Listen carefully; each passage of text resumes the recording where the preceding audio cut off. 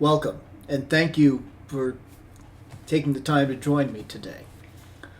For the past week, I've been working primarily with a 733 megahertz Power Mac G4 Quicksilver as my primary computer.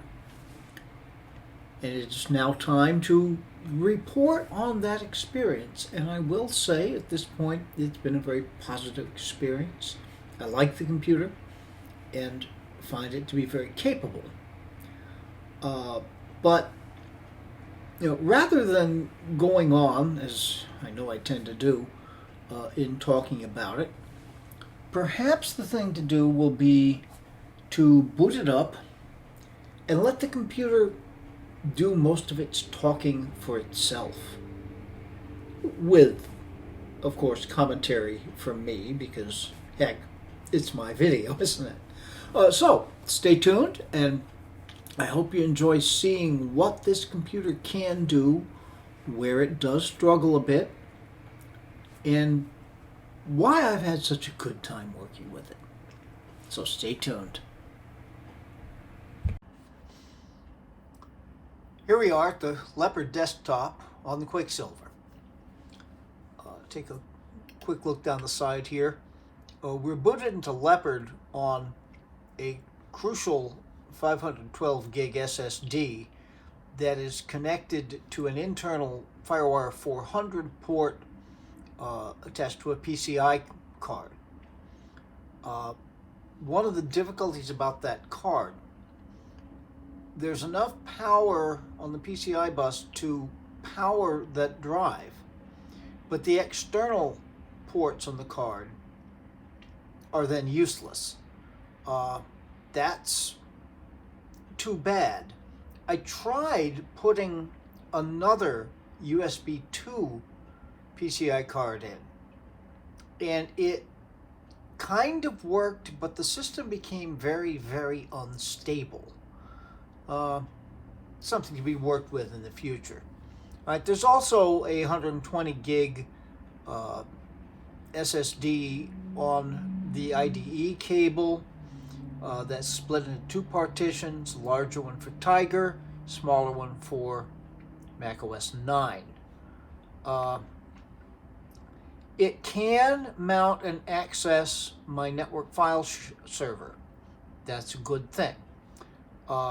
However, it doesn't stay connected, and I'm sure as we're dealing with this video, it's going to disconnect itself. That's okay. We'll look at about this Mac. 10.5.8, the last version of Leopard. And yes, a 733 megahertz PowerPC G4, only 1.5 gigabyte of RAM because there's only 3 slots. Alright, I don't think we need really to look at System Profiler. We'll leave that be. Okay, you know what I would like to look at in some detail are all of these icons down here in the dock. By the way, there's something I wanted to show you for people who use only newer versions of macOS. If we turn the magnification on and then start going over the dock, ooh,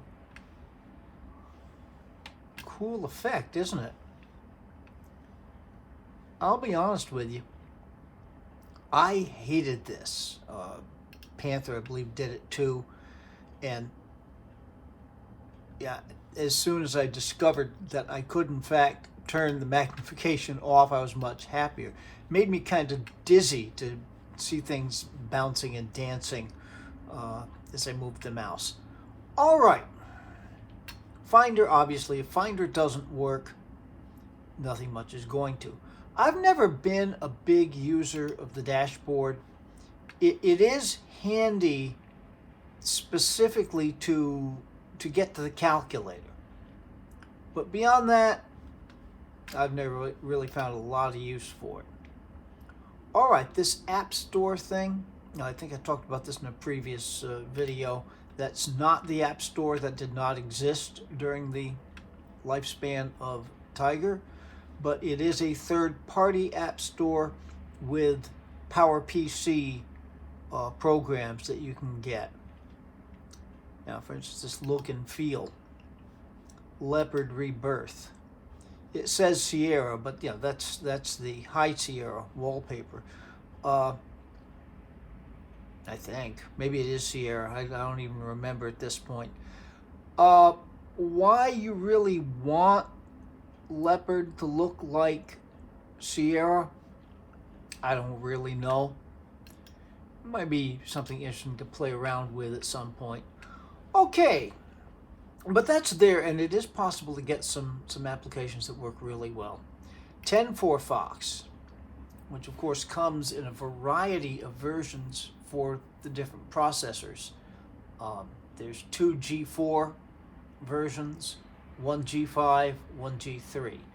The 2 G4 versions are for the 7400 processors and 7450 processors. All right, so it starts up really pretty well. This default start page is basically Google with the 10.4 Fox logo being on it. I showed some things.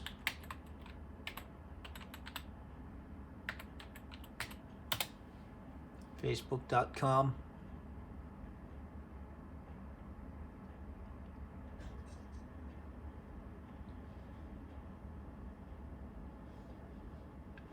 Yeah, this actually loads up.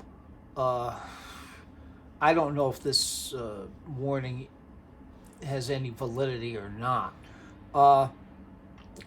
This is of course the login page. I'm not logged into Facebook. I can tell you that when you go to the actual Facebook page, it just takes forever, as with any of the interactive social media websites. You do have the option here in preferences, which will load up. Come on. Going down here to 10.4 Fox. You can change the user agent, and I found changing it to iOS Safari iPad caused a lot of very heavily JavaScript dependent and very ad dependent websites to display much better. Yes, on the mobile version per se, but generally with mobile versions you're going to be able to get pretty much anything you need. We don't need right now to look at any more detail at 10.4 Fox.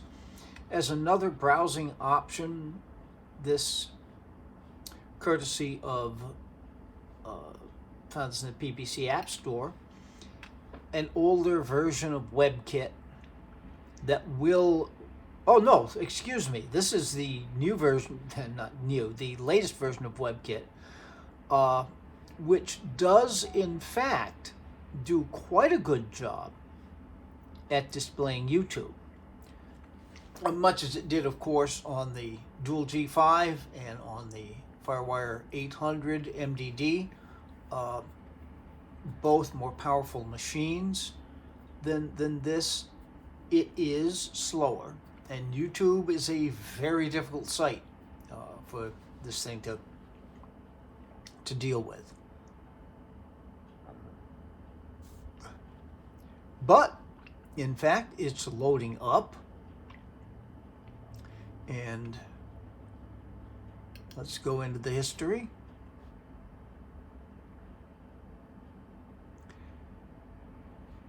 And here we are. Let's play one of my videos, since of course I own the rights to it. This is the introductory video on this very machine. Now it's gonna default to about 4 minutes in, no matter what I do. Okay, are we stopped now? Sometimes it's a little hard to tell whether it's actually stopped or not. Okay. So this actually came pretty quick, and you can see it just finished loading the entire video. This is about a 23-minute video. That little progress wheel going on there. If we want to wait for that to stop.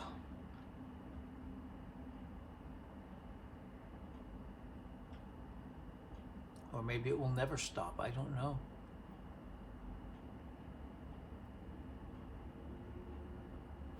Well, regardless, I am just gonna start this video. Welcome to Computer World. You can see it stuttering a little, but very quickly. We've had a series of videos going on here adds where up to I have something that explored works and works quite well. how far back we can go with Mac computers. It's and still 360p have them be to be reasonably sure, but I think it's very usable watchable. You can't take here it full in screen, 2020. but I don't see that as being a And in huge this problem series, we've either. discovered So that we can go back to I did watch a lot of early YouTube this week, 2003 and I did it with on this machine. first Power Mac G5 computers. Okay, we're gonna pause me here because we don't need to go all the way through this. Let's start me Specifically again, A1. so we don't get me with my eyes closed. Okay, ads are a problem. Of course, my videos don't have any ads because not enough people watch them to make any money on them, I guess. But still, when you do have ads, by the time they get loaded up,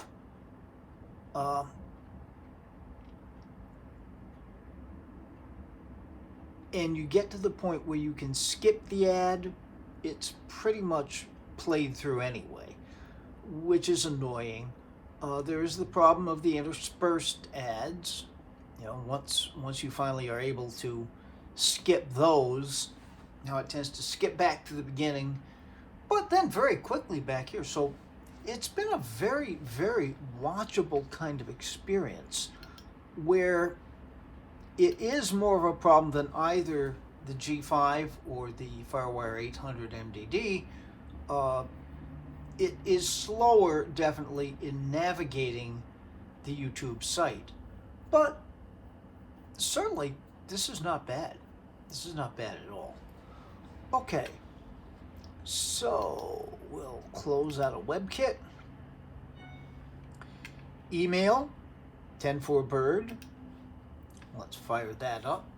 There'll probably be some emails coming in. I am not going to be opening emails, of course, but we can at least see the program open up. It is a very resource-intensive program, so it does take a while to open up. But open up it does, and once it does, and there in fact is an email coming in, which I'll look at later, but you can see it there in this email account. Once it gets loaded up, it really works extremely well.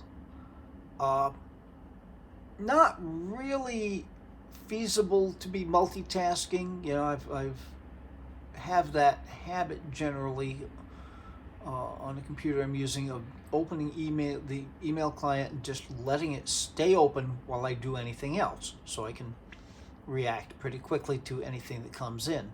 That's not really going to work on this machine. Okay, we'll quit out of 10-4-bird.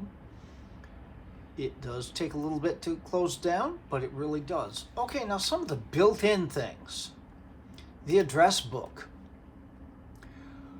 The major thing lacking, of course, with these older machines is the interoperability of the Apple ecosystem. You know, with address book, for example, I put a contact in on my iPad, it shows up on my Mac Pro. I put a contact in on my Mac Pro, my iPhone sees that same contact. That's really nice. None of that is going to happen here. However, the basic functionality is there. It will come with a card for Apple. There it is, already put in there. And it will create one for the user based on the user account information that was put in. And you see John Jones here. That is one I added. And no, that's not a joke. If it were going to be something made up, I suppose I would have made it John Smith rather than Jones. John Jones was actually my grandfather. He served, by the way, during World War I. He was a 19-year-old, I believe, first lieutenant in the American Army towards the very end of that war. But anyhow, as long as you're restricted to this computer particularly, the address book works fine. All right. And then next, iCal. This I thought was cool. Same thing, the calendar functions are only going to work so far. I had put in one entry for a dentist appointment that I have in a couple of weeks. But I was just thinking last night, I wonder if it's possible still to subscribe to calendars. So I fired up 10-4 Fox, went to the NHL website, and subscribed to the Vegas Golden Knights schedule. And by golly, it loaded right up, and here it is, all in orange there. Now, of course, National Hockey League has suspended their season due to coronavirus, but hey, here we are. So the calendar is very functional. You can put in any entries that you need to put in yourself. You can subscribe to online calendars perfectly easily. Really works very, very well. All right. Now, there's some things. Preview. I have no idea why there's a preview icon here in the dock. Preview does work perfectly well. You can view pictures, you can view PDFs. I've tested that, and then it works without problem. But I never open preview directly. I would click on a file that I wanted to open in preview, and it would just open. So I don't really see the need to have a dock icon there. All right, this I thought was cool too, because of all the things that are built in to Mac OS. I didn't think iTunes was going to work at all. But here it is. Okay. So we open it up.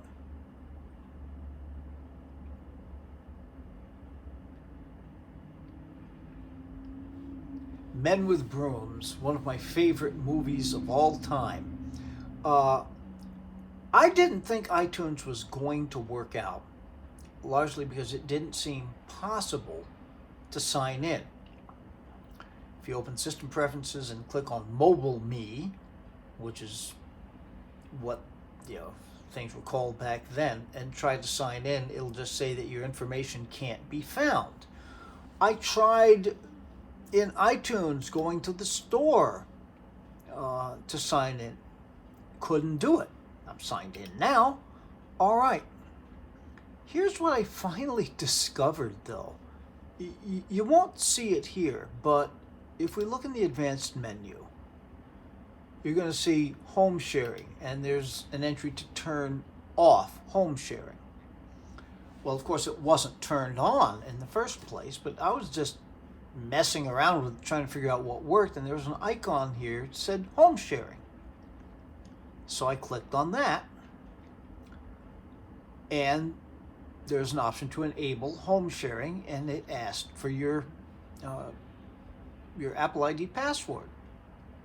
Well, I didn't think there was a prayer it was going to work, but I did it anyway, and lo and behold, all my other devices such as my iPhone, leapt into action with that code. Now, of course, today you pretty much have to enable two-factor authentication to deal with iCloud. And while it's a pain, that's basically a good thing because it does make things, that much more secure. So when you sign in with a password. One of your other devices will get a code that you have to type in.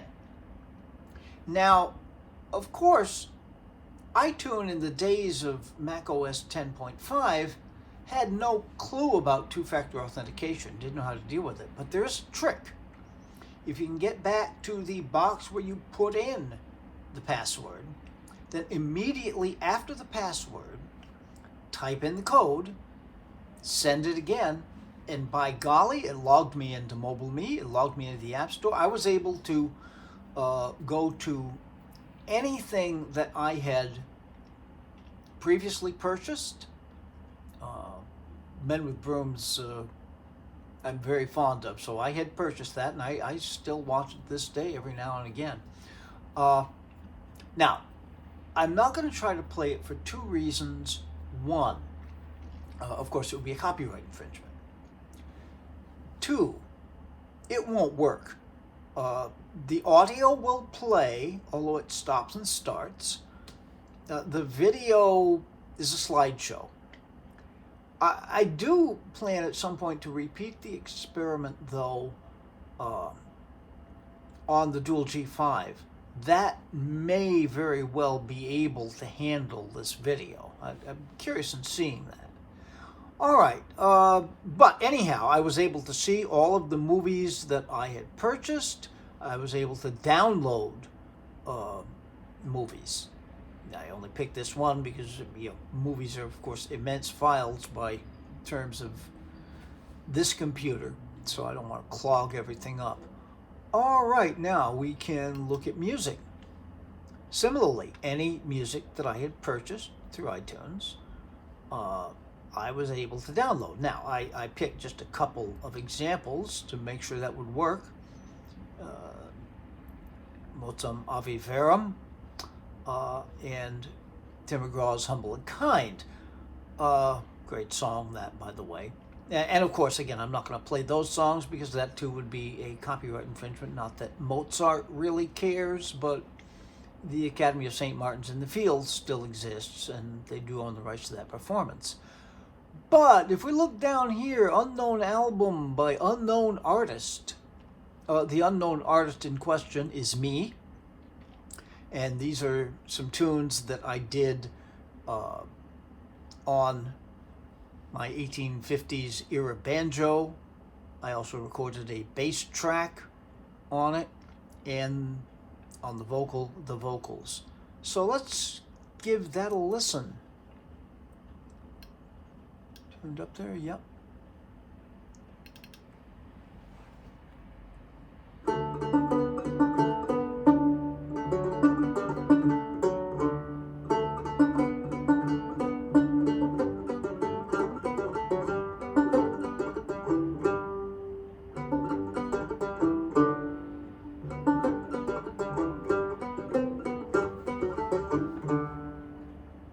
Jim River, I float down, I run my macrobone upon the ground. The drift log came with a rushing din, and stole both ends of the old boat in. It'll never do to give it up so. It'll never do to give it up so. It'll never do to give it up, oh Mr. Brown, it'll never do to give it up so.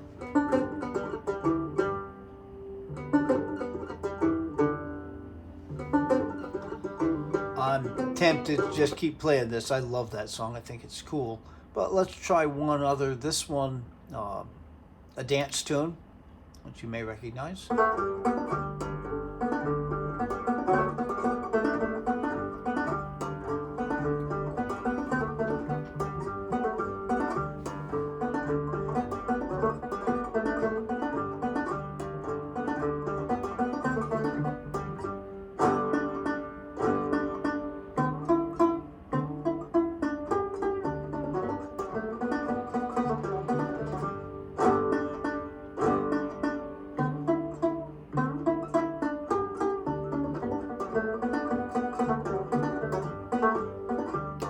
And once again, I'm tempted to continue with that one as well, but I'll try not to be so self-indulgent here. Okay, so yeah, I was surprised. iTunes actually works. Maybe not quite like the modern music app on Catalina, but it does work. I was amazed. iPhoto. Now again, the interoperability isn't there. It isn't going to just automatically grab all of your pictures, but I imported one picture, the family portrait. I love that picture. Just as proof of concept that iPhoto works fine. You can store your photos in iPhoto. It's no problem. I don't know what would happen. It will tend to offer to download from your digital camera. I have discovered in the past, though, that plugging my iPhone into this machine while it'll charge, it doesn't really, of course, we're restricted to USB 1.1 at this point. I'm still going to try to figure that out. But yeah, I don't think it's going to. So you have to find other means of transferring the documents. Okay, so that's iPhoto. iMovie, I know that iMovie works. I did in fact edit the video on the Dual G5 using iMovie, and it does work. iDVD. This is not exactly right. It's not the version of Mac OS. That works fine. But this machine does not have a DVD burner. When I installed iLife, I still had the G5 connected by FireWire target disk mode. So this machine had access to a DVD burner, allowing the installer to put iDVD on. If you try to install the iLife suite onto a machine without a DVD burner, it will just refuse to install. So that's where that message is coming from. GarageBand, I have not really tested GarageBand. I'm quite certain that it works if you've got the appropriate microphone installed, etc. Okay, iWeb.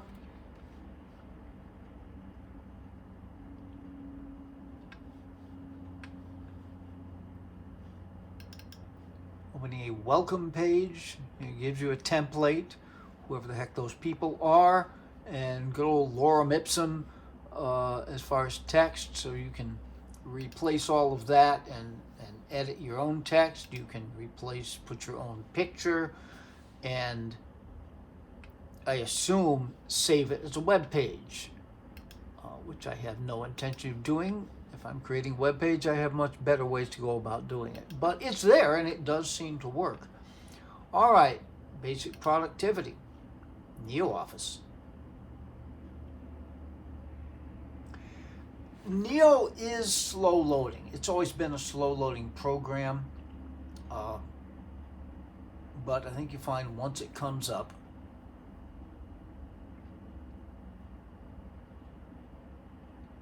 and it will come up. We'll be done with the splash screen in just a moment, I assure you.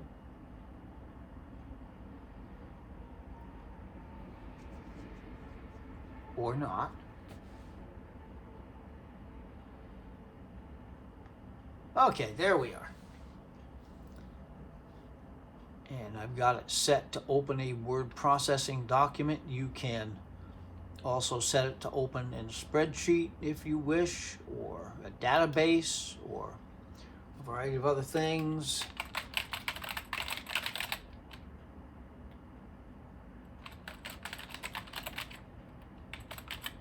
Okay, it takes a second to get itself loaded, but once it does, it does start to respond pretty normally. So yeah, the text document which we have open here, spreadsheet, PowerPoint-like presentation, drawing database, HTML documents, XML forms, formula labels, business cards, basically have templates for that, and other templates and other documents. One of the things that I think makes NeoOffice slow loading is it is an Office suite, but unlike the Office suites that we are most familiar with, it opens the entire suite all at once. So once you've got it loaded, you can go really pretty quickly between the text editor, the spreadsheet portion of the application, but it loads slowly because it's loading up everything at that one shot. All right. Now, the next two things to look at, these are the reasons why I finally ditched Panther, because I skipped over Tiger entirely back in the day. But I ditched Panther for Leopard really because of these next two things. First of all, spaces. Now, we're familiar with spaces, I think, very often. A lot of people use spaces. They're just a couple of easy things to open up. We'll open up the address book in one space. Let's go to another desktop. We'll open up iCal. Just things that'll open quickly. We want to switch quickly between the two. But yeah, we keep a clean desktop with only that one application. And you can enable more desktops if you want to keep that happening. Now, I don't really see any reason to have this icon here. I have always used a hot corner by moving my mouse down here to the lower left. I activate spaces, and I can easily switch between them. There we are again. Or I can simply use the icons in the dock themselves, which will switch quickly between those two applications. Okay. And we can close those applications. All right. Yeah, so I would just take that spaces icon out so the dock isn't quite as cluttered as all of this. But I use spaces all the time. The interface is different, but it works very much the same, and I find it very, very handy rather than getting, 4 or 5 windows all opened up on that one desktop, which certainly would happen in Panther or Tiger. Okay, now the other one, Time Machine. Now again, I'm not sure. Time Machine, of course, is the backup program that pretty much all of us who use Macs are dependent on this day. It's a very elegant backup solution. This is where it started. Prior to OS 10.5 Leopard, there was no Time Machine. All right. Now, clicking that icon would take you into Time Machine. I'm not really feeling the need to restore anything. But if you've got Time Machine enabled up here in the menu bar, of course you can you can enter Time Machine from there. You can start a backup now. You can open the Time Machine preferences. And it does work. I've got a 1 terabyte My Passport connected, and that is the backup drive for this machine currently. Now, that's where I discovered that those external USB 2 ports simply didn't work with the FireWire SSD enclosure connected on the inside. I plugged in, nothing happened. So that is, yes, currently plugged in to USB 1.1. It took a little over 18 hours, I think, for it to do its initial backup. And of course, it's backing up 3 different operating systems there. So it was maybe not a lot by today's standards, but an appreciable amount of data needed to be backed up. But there it is. and it continues on to this day. So yeah, super thing, really super thing. Okay, system preferences of course works. I had that open a little while ago. Now the 3 components to the iWorks suite, and we have here Pages. Now I'm going to open up Pages.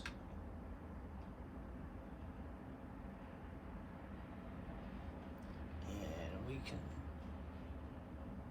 click Never Register because you don't really need to register it. And up it comes, and click a blank document.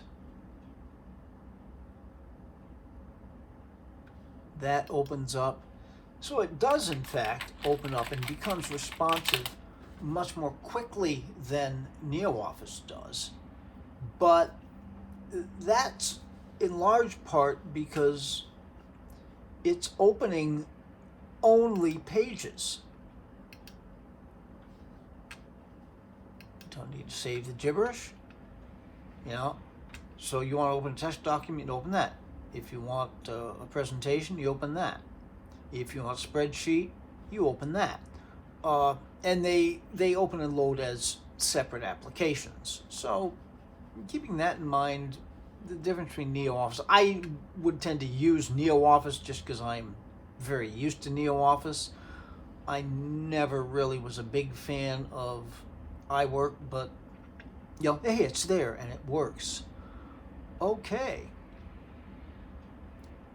Documents, downloads, yeah, the stacks was new, you know, which is very, very handy.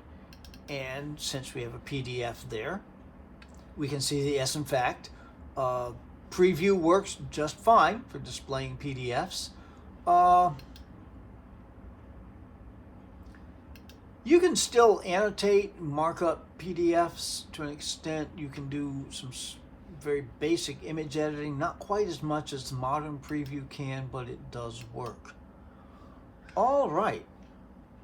So basically, things on the machine work. It is noticeably slower, to be sure, certainly than the Dual G5 and even the FireWire 800 MDD.